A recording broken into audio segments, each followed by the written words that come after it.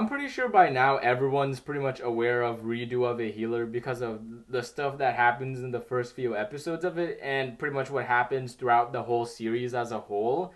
I was first aware of this novel through my friend who explained to me what happened in the first few episodes. And at first I thought this was a hentai. I thought he was straight up just lying to me. But after finding out that this series has a web novel, a manga adaptation, and now a anime adaptation, I realized that this was a very real thing.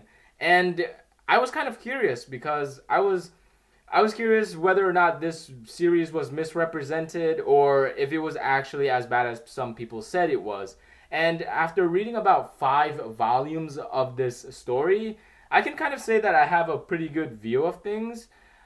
Overall, I'd say this novel, when you take away all of the, let's see, rapey stuff and all the horny stuff and you push it aside, this novel is kind of just subpar, just mediocre at best. I say this because this novel or this series has been largely described as a revenge story. And in terms of revenge and making you want to root for the main character, this novel it does an okay job. Like I've read subpar Chinese novels where it's had me cheer for the main character better than this novel. This this main character, our main character here, I don't think this is really spoilers as it happens in the first few episodes.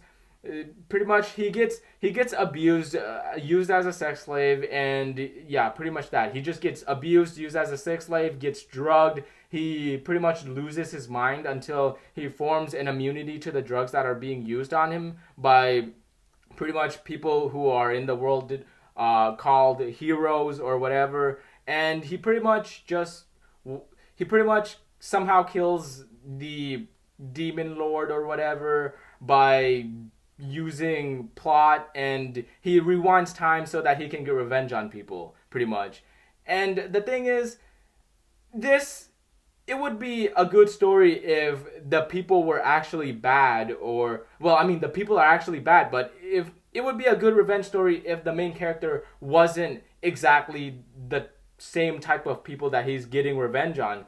And I would be completely fine with the main character being a bad guy and like being no different from the people that he was getting revenge on if it were not for the fact that the main character is completely oblivious of the fact that he's a bad guy. At first, like after the first few readings, I thought the dude was pretty aware that he's a bad person. But after reading and getting through some parts, like the dude thinks he's a good guy. Like the dude thinks he's a good person. Like in the story, in many parts, he would pretty much just willingly allow for bad stuff to happen to people, allow for people to get killed, so that he can justify his acts that he would do later on of pretty much just defiling people and raping people. And honestly, overall, this novel is, as I've said before, it's pretty much just mediocre. If you really want to enjoy this series, you don't really want to look at it as a story with plot and everything like that. You kind of want to look at it as kind of like a hentai with some plot in it.